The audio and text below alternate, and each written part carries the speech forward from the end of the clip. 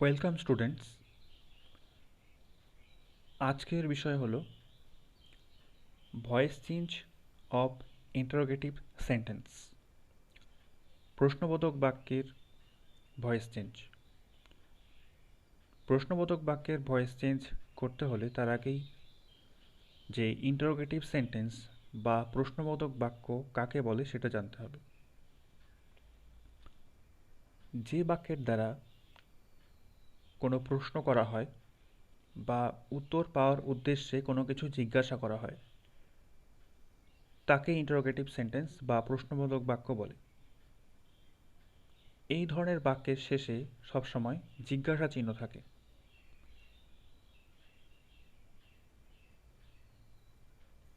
তো interrogative sentence দুই ধরনের হয়।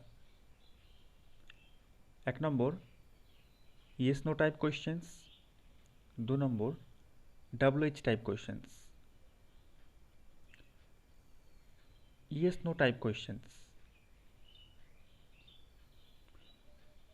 যে সমস্ত প্রশ্নের উত্তর হ্যাঁ অথবা না দিয়ে দেওয়া যায়, যেমন do you like coffee, is it your pen.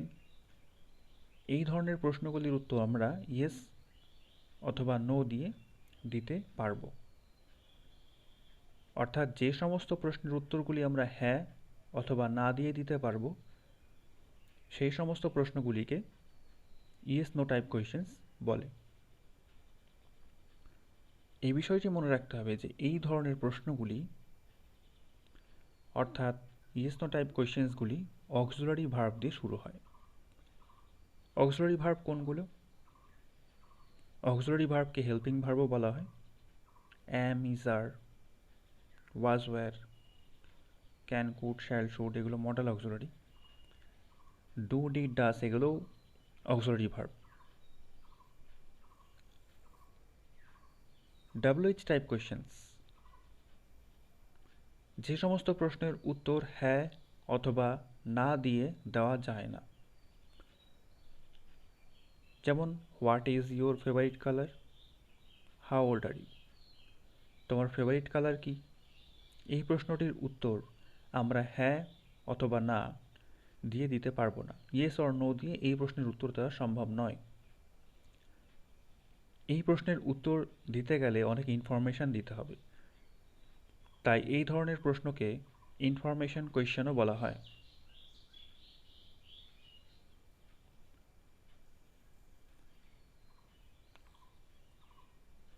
Voice change of yes no type questions, আজকে যে রুলসটা সেটা হচ্ছে ইয়েস নো টাইপ কোয়েশ্চেন্স থাকলে সেটার ভয়েস চেঞ্জ আমরা কী করে করব।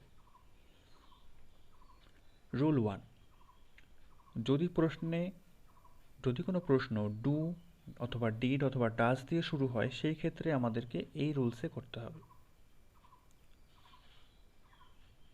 অর্থাৎ প্রশ্নটি যদি ডু, ডিড অথবা ডাজ দিয়ে শুরু হয়, এগুলো হেল্পিং ভার্ব বা অক্সিলারি ভার্ব, সেই ক্ষেত্রে আমাদের এই রুলসে করতে হবে। প্রথমে আমাদেরকে অক্সিলারি ভার্ব লিখতে হবে, অবজেক্ট লিখতে হবে, ভার্বের থার্ড ফর্ম, বাই, সাবজেক্ট, শেষে একটা জিজ্ঞাসা চিহ্ন।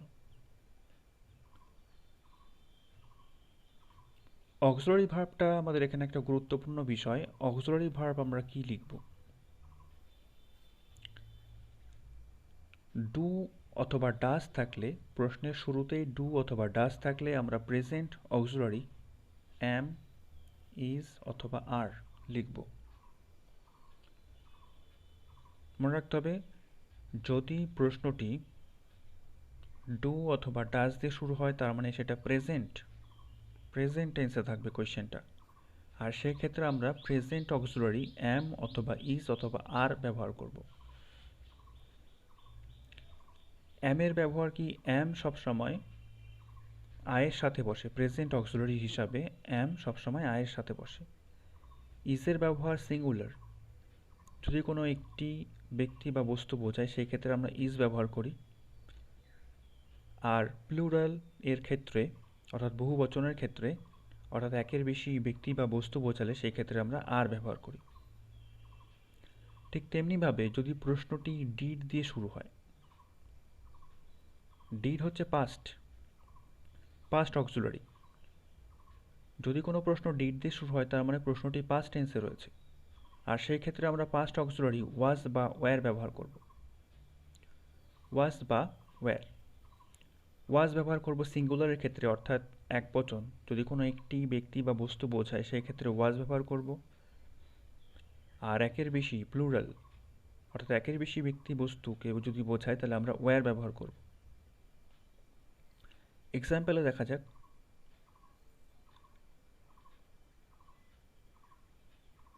প্রথম প্রশ্ন রয়েছে, ডু ইউ লাইক কফি? আমরা দেখতে পাচ্ছি প্রশ্নটি ডু দিয়ে শুরু হয়েছে, অর্থাৎ আমাদের প্রেজেন্ট অক্সিলারি অ্যাম ইজ আর এর মধ্যে একটি অক্সিলারি বসবে। তবে সেটি সবসময় ডিপেন্ড করবে প্রশ্নের অবজেক্টের ওপর। আমাদেরকে দেখতে হবে প্রশ্নের অবজেক্টটি সিঙ্গুলার নাকি প্লুরাল। প্রশ্নের অবজেক্টটি কি একবচন নাকি বহুবচন। কফি, কফি এখানে একবচন, সিঙ্গুলার। তাই এই ক্ষেত্রে আমাদের ইজ অক্সিলারি ভার্ব বসল। এবার রুলস অনুযায়ী আমরা অক্সিলারি ভার্ব লিখলাম। এবার অবজেক্ট লিখব। অবজেক্ট হচ্ছে কফি। ভার্বের থার্ড ফর্ম লিখব। ভার্বের থার্ড ফর্ম, এখানে আমাদের ভার্ব রয়েছে লাইক, তার থার্ড ফর্ম হবে লাইকড। নেক্সট বাই, আমরা অ্যাক্টিভ থেকে প্যাসিভ করার জন্য বাই লিখলাম।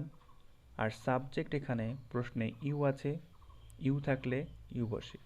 আর শেষে গিয়ে আমরা একটা জিজ্ঞাসা চিহ্ন দিলাম।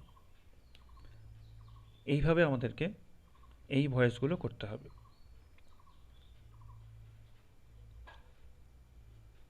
নেক্সট কোয়েশ্চেন রয়েছে, did the boy write the story? আমরা দেখতে পাচ্ছি প্রশ্নটি ডিড দিয়ে শুরু হয়েছে। ডিড দিয়ে শুরু হলে আমাদের পাস্ট অক্সিলারি ওয়াজ বা ওয়্যার লিখতে হবে। সেটা অবশ্যই অবজেক্টের ওপর ডিপেন্ডেবল। আমরা দেখতে পাচ্ছি অবজেক্ট রয়েছে the story. The story singular, singular হলে তাহলে অবশ্যই ওয়াজ হবে। তাই আমরা প্রথমে ওয়াজ লিখলাম।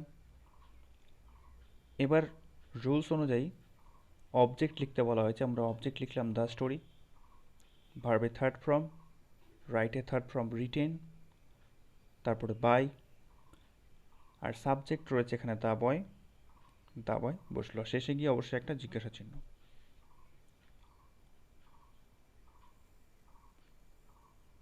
Next question, do you like me? প্রশ্নটি ডু দিয়ে শুরু হয়েছে। অবশ্যই প্রেজেন্ট অক্সিলারি অ্যাম অথবা ইজ অথবা আর হবে। আমাদের সেটা অবজেক্ট দেখে বুঝতে হবে যে আমরা কোন অক্সিলারি বসাবো। আমরা এখানে দেখতে পাচ্ছি অবজেক্ট মি, মি থাকলে আমাদের আই হয়। আর আয়ের সাথে প্রেজেন্ট অক্সিলারি সবসময় আমরা কি লিখি? অ্যাম। সেই জন্য এখানে আমাদের অক্সিলারি ভার্ব অ্যাম বসলো। এখানে মনে রাখতে হবে অবজেক্টটি মি রয়েছে, মি থাকলে সেটাকে আমরা যদি প্যাসিভ করি সেখানে এসে আই হয়ে যায়। আর আয়ের সাথে সবসময় অক্সিলারি ভার্ব প্রেজেন্ট অক্সিলারি অ্যাম বসে, এই জন্য এখানে অ্যাম বসলো। এখানে কোনো ইজ বসবে না। এখানে যদি আমরা ইজ লিখি সেটা ভুল। একইভাবে তারপর আমরা ভার্বের থার্ড ফর্ম লিখব। অক্সিলারি লেখার পর আমরা অবজেক্ট লিখলাম আই, তারপর ভার্বের থার্ড ফর্ম লাইকড, বাই, আর সাবজেক্ট ছিল ইউ, সেটা আমরা বসালাম। আর শেষে গিয়ে একটা জিজ্ঞাসা।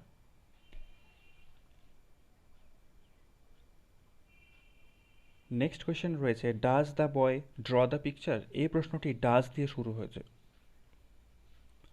ডাজ দিয়ে শুরু হলেও সেই প্রেজেন্ট অক্সিলারি বসাতে হয়। আমরা দেখিনি অবজেক্ট কি আছে। অবজেক্ট রয়েছে দ্য পিকচার। দ্য পিকচার এখানে সিঙ্গুলার, একটি ছবি বোঝাচ্ছে, এই জন্য আমাদের অক্সিলারি ভার্ব ইজ বসলো। তারপর রুলস কি? অবজেক্ট বসালাম, দ্য পিকচার এটা অবজেক্ট। তারপর ভার্বে থার্ড ফর্ম ড্র ছিল, সেটা থার্ড ফর্ম হলো ড্রন। তারপরে বাই, আর সাবজেক্ট হচ্ছে দ্য বয়, সেটা এখানে বসে গেল দ্য বয়। শেষে একটা জিজ্ঞাসা চিহ্ন। এইভাবে এই ভয়েসগুলো করতে হবে। এখানে সবথেকে গুরুত্বপূর্ণ বিষয় অক্সিলারি ভার্বটাকে নির্ণয় করা। মনে রাখতে হবে যদি ডু বা ডাজ দিয়ে শুরু হয় তাহলে আমাদের অ্যামিজারের মধ্যে একটি অক্সিলারি বসবে, আর ডিড দিয়ে যদি শুরু হয় তাহলে ওয়াজ বা ওয়্যারের মধ্যে একটি অক্সিলারি ভার্ব বসবে।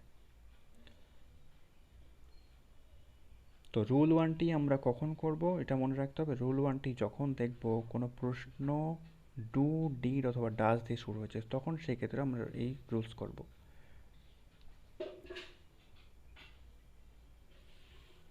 এখানে কিছু এক্সারসাইজ অ্যাক্টিভিটি রয়েছে, সেগুলো তোমরা বাড়িতে করবে।